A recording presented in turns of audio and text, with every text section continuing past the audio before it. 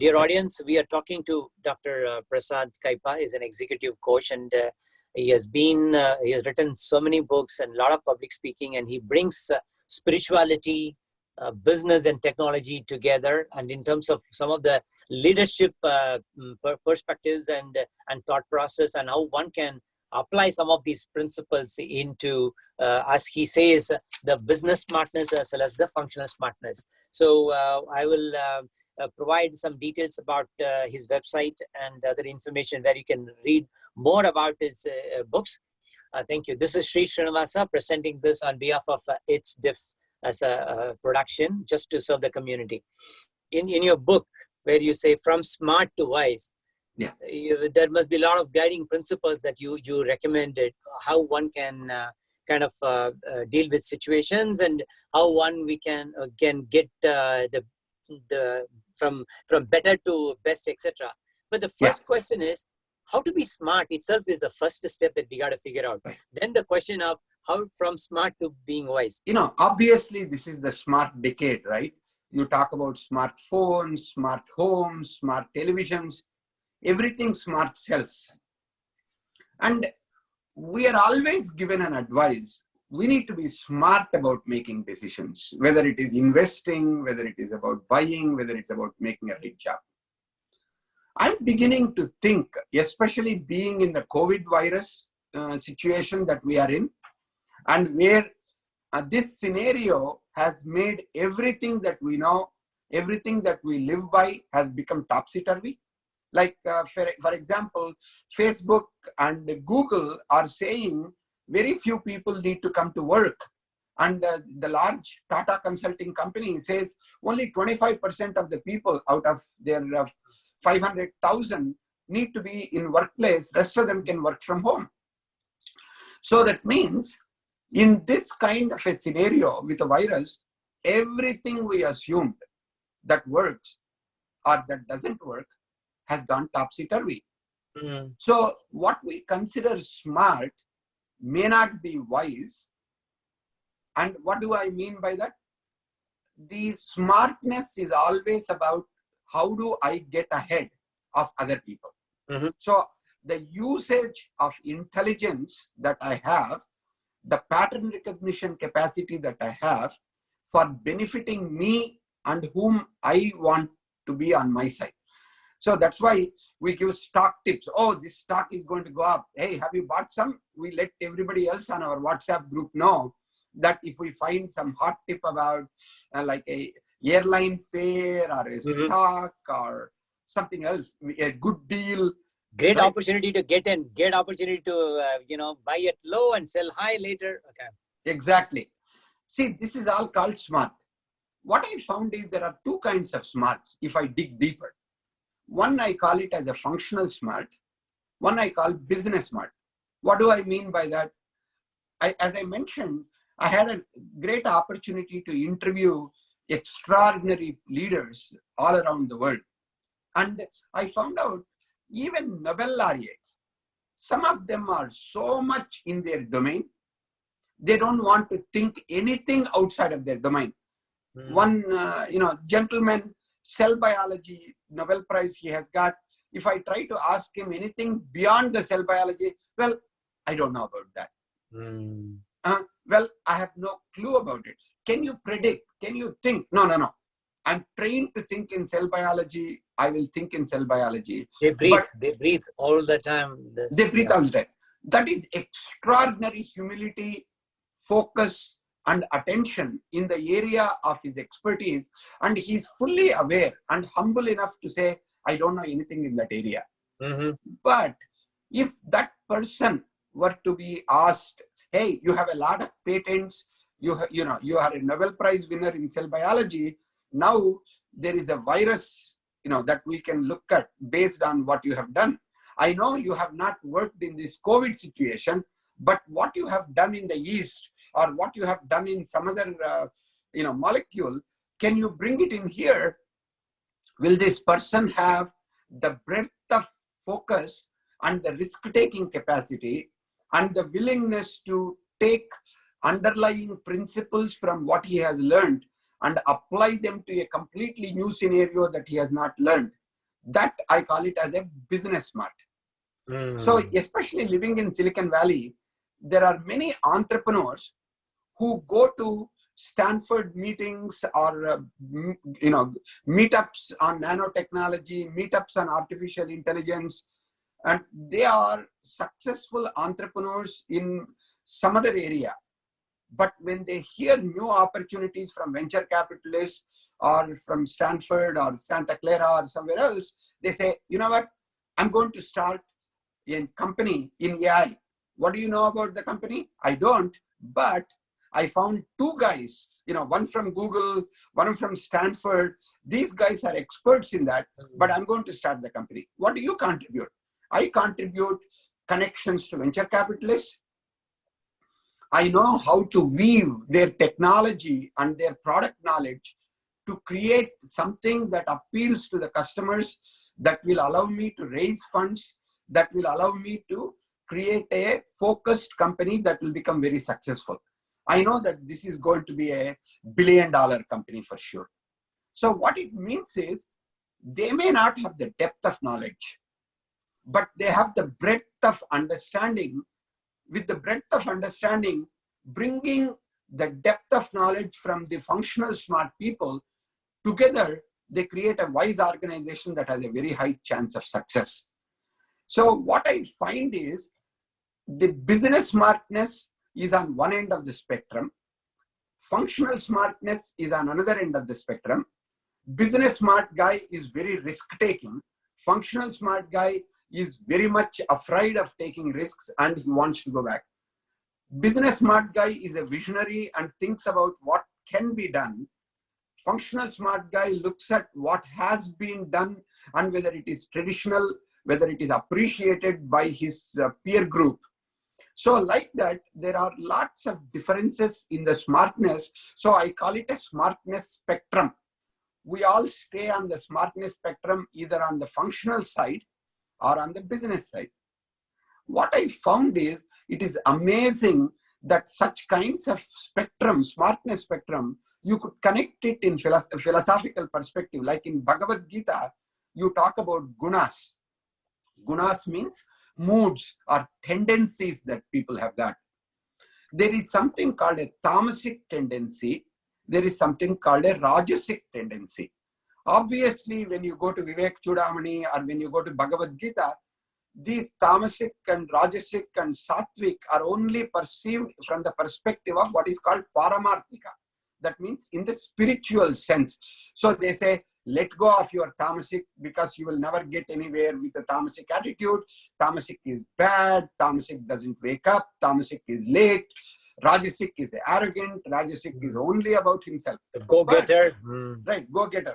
But I found out if you take them in what is called a vyavaharika, that means in the living world that we are in, if in the Silicon Valley, as an entrepreneur, as a leader, tamasic is actually the one that is most important. Silicon Valley runs by 80% tamasic attitudes. And then about 15% rajasic attitude. Rajasic attitudes are the people who start the companies.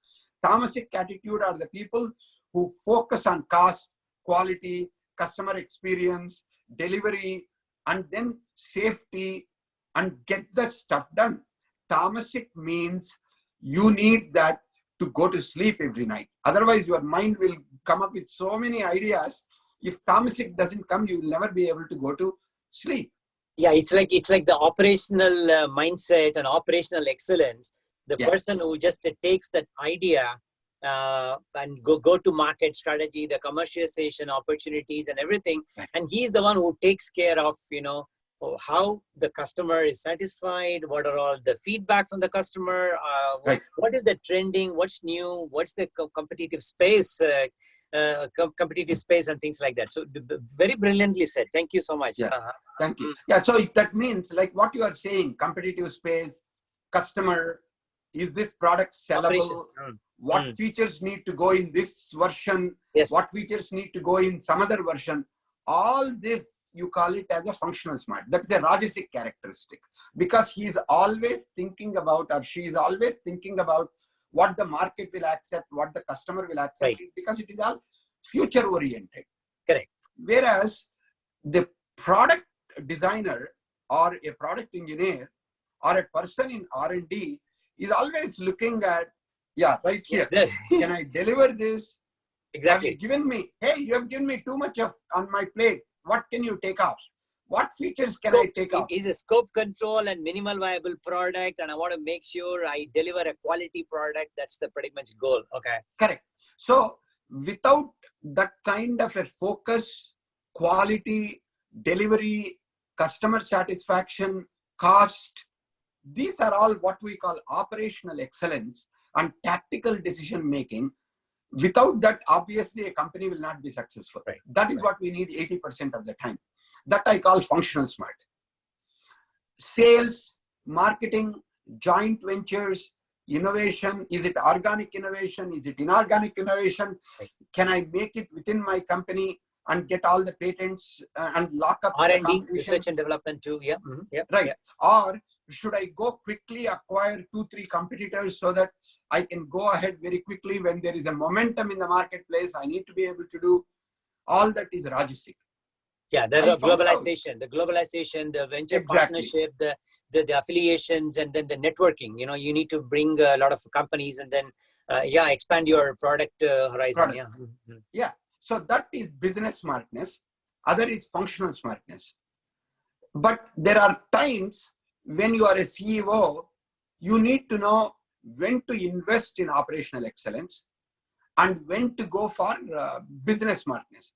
Like, for example, now there are some companies which want to start out today. Let's go. Governor said this, county says this. This is what we can do. The president said this. So some states are opening up very quickly because they want to do what is appropriate for economic well-being. Yes. Whereas some people are saying, no. What you call a CDC says this is what it is. We're not going to open up because we need to be safe.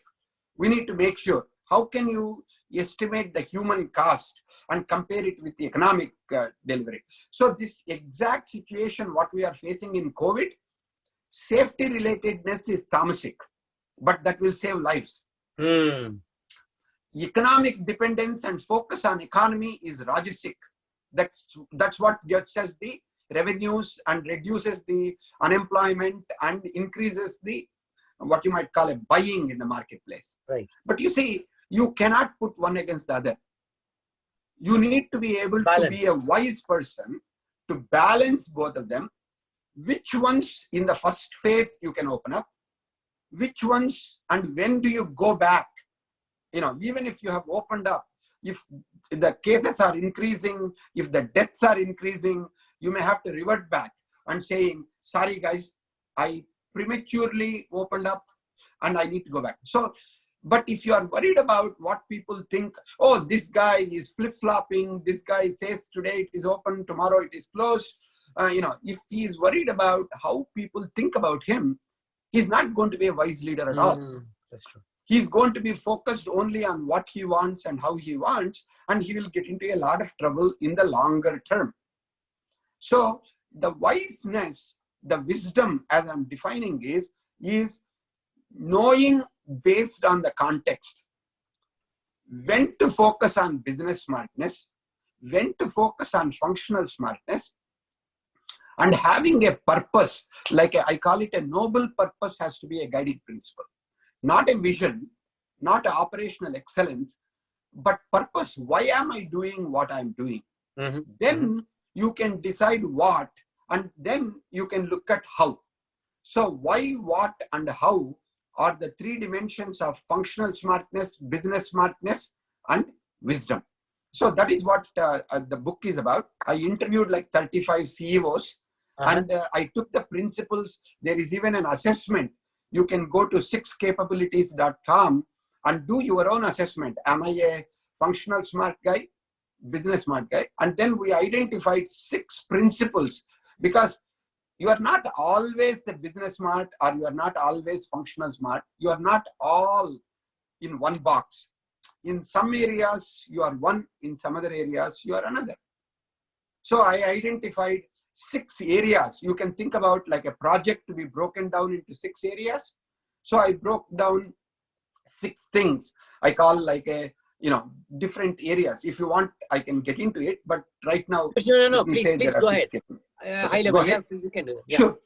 There are, one is the perspective. Do you have a, visionary perspective? Do you have an operational perspective? Do you have a strategic perspective? So what is the big picture that you have? If you are a CEO of a company, or if you are a business unit head, or if you are a manager, you need to really take a 30,000 feet view. Yes. And you also need to take a 3rd floor view, and you need to take a ground level reality. Tactical. You need to be tactical and strategic. Yeah. Correct. So when do you become tactical? When do you become strategic? And when do you become purposeful? Yeah. These 3 are 3 things. So first is, how do you look at a problem? That is what is called a perspective, the big picture way. And that is where the purpose comes into the picture, vision comes into picture, and tactics also come into picture. The second one I call, in addition to the perspective, I call action orientation. You may have a great perspective that you present to the board, or you have a great perspective you can lay out to the press. But when you have to make the decisions that you need to make, if you are impatient, or if you are very cautious, both of them will hurt you. So the action orientation, a good example I can think of is, when you are going on the road, there is a exit that you need to take. That exit, lots of people are going to get into the right lane. So what you do, left lane becomes open. So you go, you zoom on the left lane and look for a gap between 2 cars and get in and say, yeah, I saved 15 minutes. That is Rajasic perspective. Okay. The guy who, I don't want the headache. Let me get into the right lane as quickly as I can. Yes, I may be 2 miles away, but you know what? I don't have any stress. It's a planning. It's a plan. It's a planned move. That is Tamasic.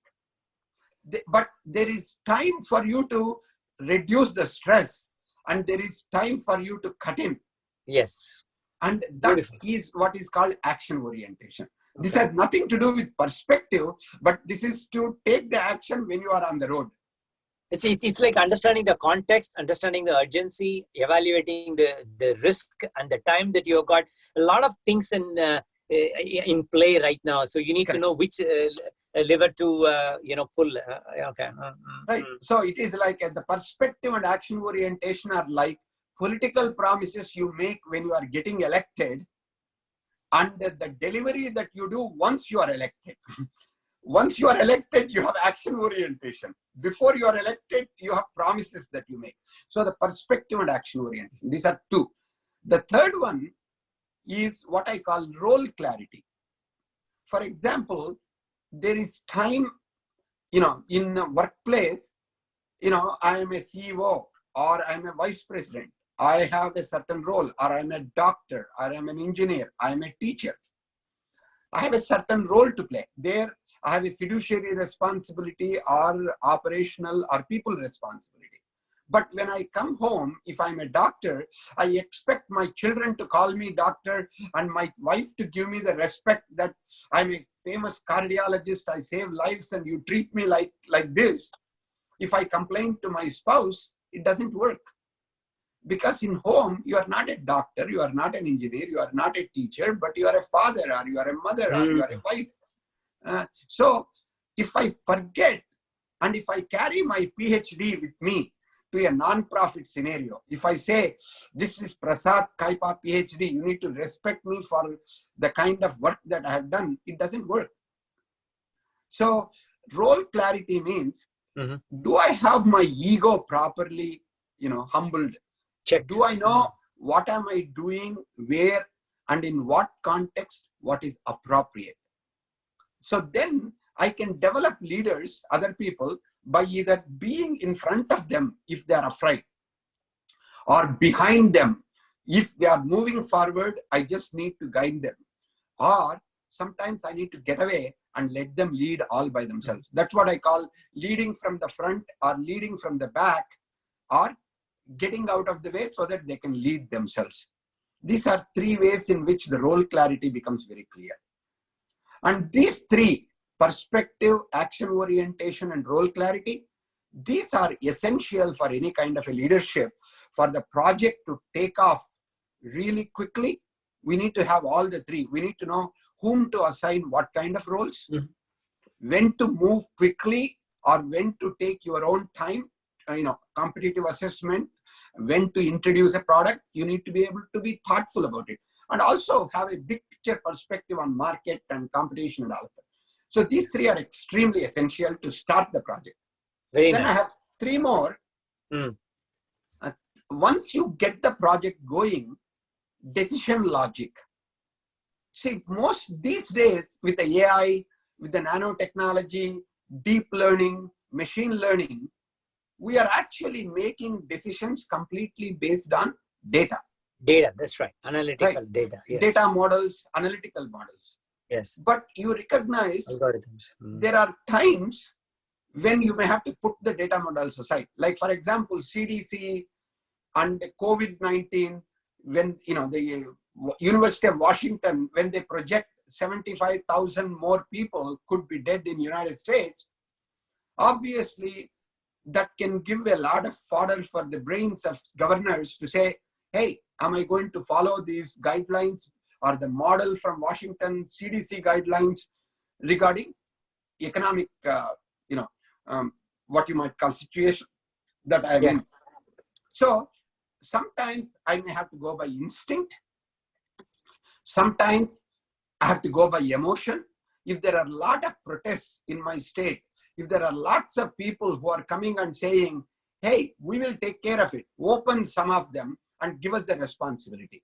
So you may have to go, honor the emotion of the people and trust that they can do it. And sometimes you have intuition.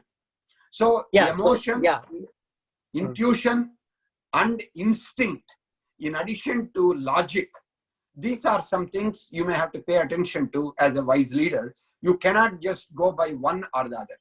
Yeah, you said emotion, intuition, and the instinct.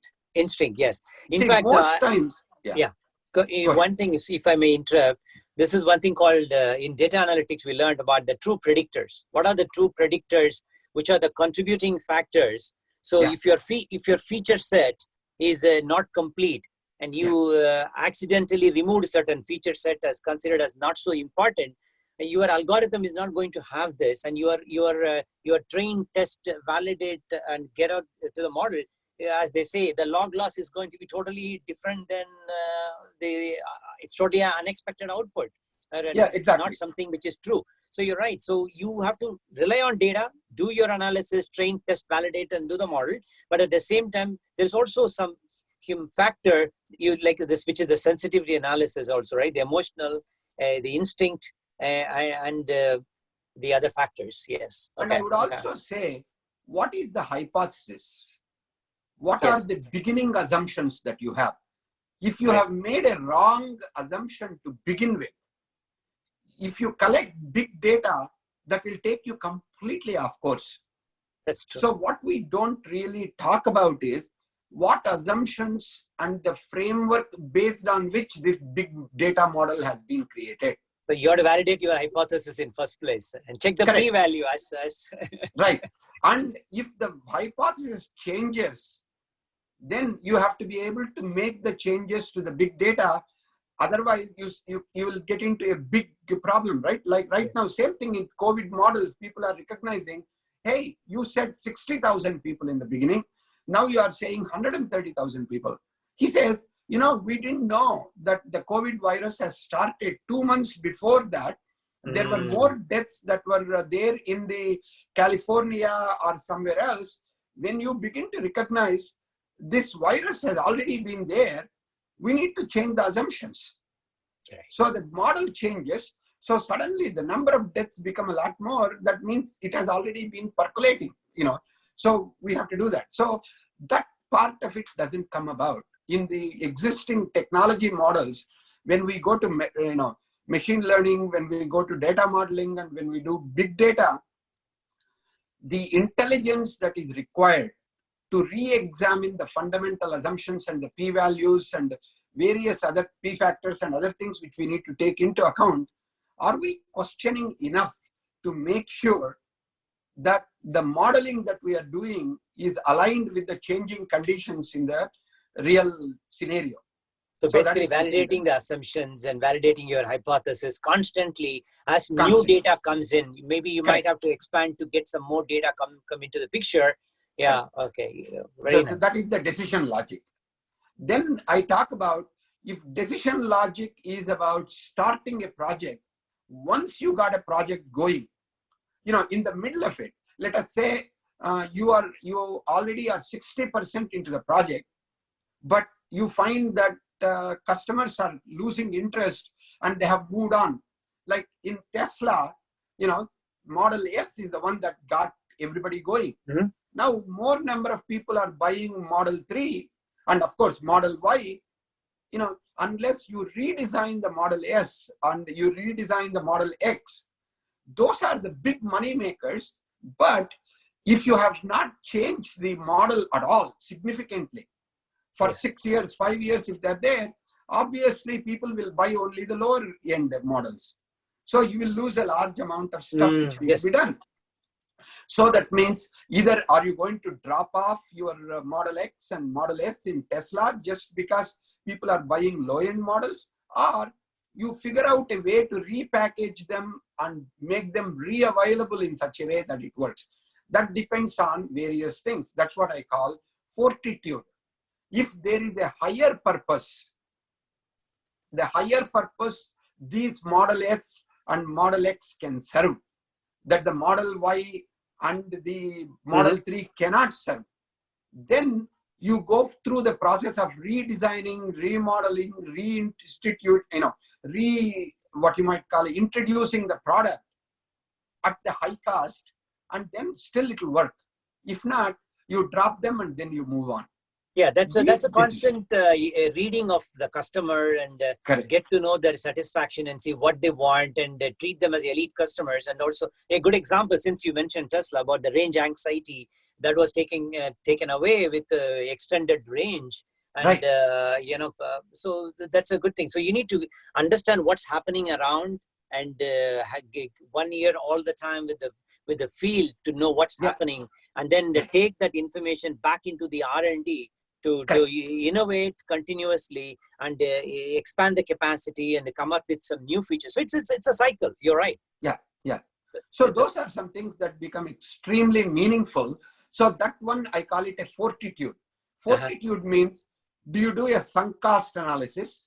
Yeah. Hey, we have already invested so much into it and we are 80% into redesign of Model S, but nobody wants to buy Model S because Model 3 seems to serve all the things that the people need. Or you say, you know what, I already did 80%. I'm going to spend an additional 20%. Even if nobody is going to use it, at least I can say I completed my project. So you see what I'm saying? So the fortitude can be tamasic or rajasic. Beautiful. Right. So you need to be wise. Is there a larger purpose that is being served by reintroducing Model S? If there is no larger purpose, if there is no compelling value proposition for a Model S to exist side by side with everything else that Tesla has introduced, maybe I need to rethink that. You know what? And so, or I may have to repackage it and introduce it to a new set of customers, discerning customers, people who are high net worth individuals. For them, Model 3 is like, something that everybody has got. So what do you do? So from a Toyota brand, you create a Lexus brand. You may have exact model on Toyota Avalon, but you introduce it as something else, but they can pay premium pricing for that and premium packaging. You segment your market in such a way that it's it's like bringing the crossover for that matter. Correct. Right. So that is like a fortitude. So you need to know, you need to have a fortitude to stay in the market, not just be the first mover in the market, You need to be able to retain your own thing by thinking strategically, decision logic, fortitude, and the third one, I call it motivation. So the first three, which we talked about, are perspective, action orientation, role clarity. Yeah. And then decision logic, fortitude, and motivation. Motivation is, like motivation to, for example, I'm diabetic, but I love sweets. If I say, hey, in this buffet restaurant, there are 4 sweets, and all of them I love. If I eat that, I'm going to be in real trouble by that evening. But if I say to myself, saying, I need to do what I need to do to take care of my body, my regular food, whether it is a protein or whether it is carb or whether it is fat, and I may for taste a little bit of something else, then I may be able to eat the sweets for a long period of time, but eating only a little bit at a time. But the Tamasic attitude is, I don't know what happens tomorrow. I don't know when I will get this wonderful rasamalai. This rasamalai I tasted a little bit is exquisite, but I know I can take more insulin when I go home. So I'm going to eat more rasamalai and I'm going to take the medicine. That's a Rajasic attitude. Tamasic attitude is, I don't know what it is about. I need to take care of my body and I'm going to do what needs to get done. But wise attitude is, what am I motivated by? Is it a long-term health, but with a, the ability to control my urges so that I can live for longer period? That requires short-term control and long-term sustainability. With a long-term vision, long-term perspective, and immediate action to be taken in a very near short term. Today, what I can do to improve. Okay. Right. So that is where the discipline comes into picture. Yama niyamas, as we call in Yoga Sutras. First part is, how am I aligned with the larger frame of reference in which I can live long? Then I can satisfy my urges of my taste and urges of my body and urges of my mind. So if I have a discipline and prioritization properly, then my motivation will lead me to a longer life. So these 6 of them, by the way, they seem to come very nicely from a framework. And interestingly, that framework I found in Bhagavad Gita in the 18th chapter, where Krishna talks about the 3 moods, which I told you, 3 gunas, sattvic, rajasic, and tamasic. He explains 6 ways in which those are applied. He actually goes through like a 3 times 6, 18 shlokas. You have like in 18th chapter, basically, and the words they use in Sanskritam is, gnanam. By the way, if you notice, I did not translate gnanam as knowledge, because knowledge is the way in which, most of the people translate it for past 100, 200 years.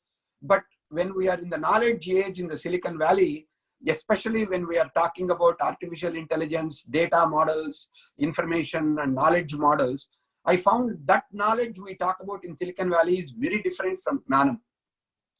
So the right way to translate Gnanam in 21st century is perspective. Like, because Gnanam, Vignanam, Pragna, if you take these Sanskrit words, Pragna means the brilliance to see the whole thing at one time. Okay. The Vignanam means application of that perspective in creating tools and technologies.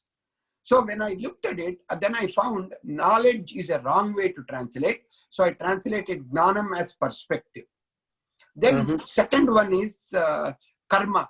Karma means action. Then I found it is not the action, but it is the orientation to action.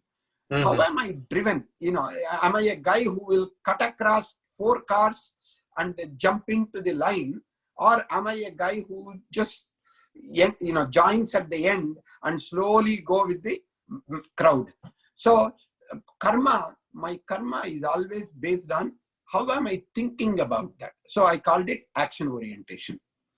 Third one is karta. Karta means, who am I being? The agency. The person who's doing it. Yeah? Yeah, the right? person who's doing that. Mm-hmm. So the role clarity. Am I being the father here? Am I being a teacher here? Am I being a coach here? I need to have clarity in my head. How am I speaking? Who am I speaking to? What level is appropriate? And what conversation is meaningful? That is called karta bhavana. Karta. So gnanam, karma, karta. Then buddhi. Buddhi is what people call intelligence.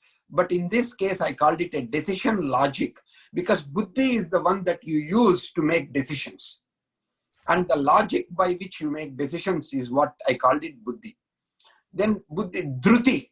Dhruti is translated in different ways. But then I found out fortitude is probably the most appropriate way I could translate it in the context of my book. And then finally, sukham. Sukham means people think, this is very comfortable. People translate that as sometimes comfort or something. But then I found out, when you are comfortable, what are you motivated by? When you are not comfortable, you are motivated towards becoming comfortable. So motivation seemed like very appropriate word if I want to use it in the business language. So that's why what you call a gnanam, karma, karta, buddhi, dhruti, sukham, I translated them as perspective, action orientation, the role clarity, decision logic, fortitude, and motivation. Okay. Exactly. Those are the things which I have. These are the 6x3 matrix, and each chapter in the book will talk about each one. You don't have to read the entire book. You read the first chapter, do your own 6 capabilities analysis. Then you can go to that chapter and see whether you are a functional, smart person, business smart person, and there are guidelines within it. Yeah.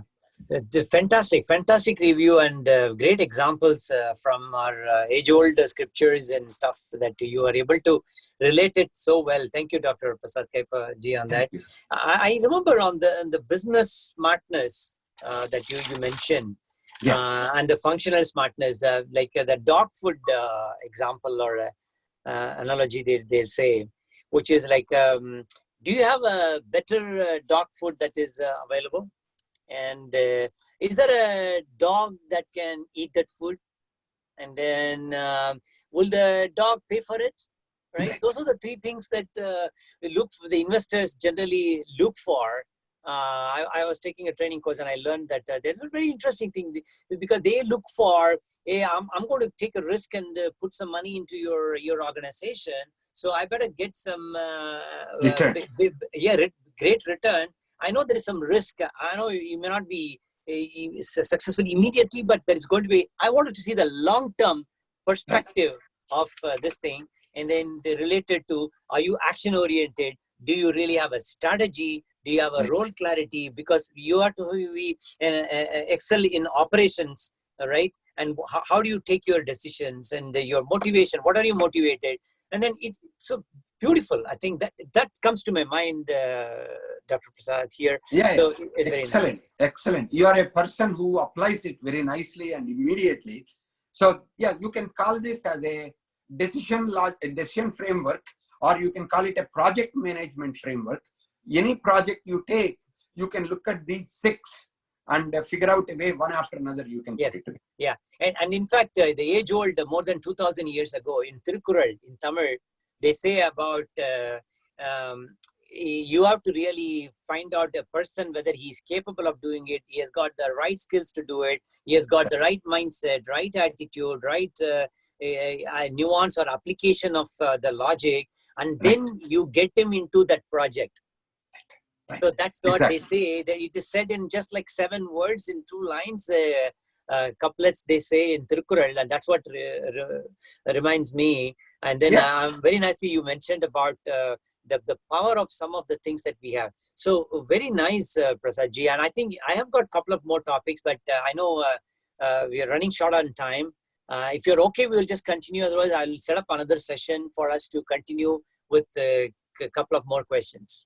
I'm fine with the continuing a little bit. Okay, continuing, you're good. Very, very nice.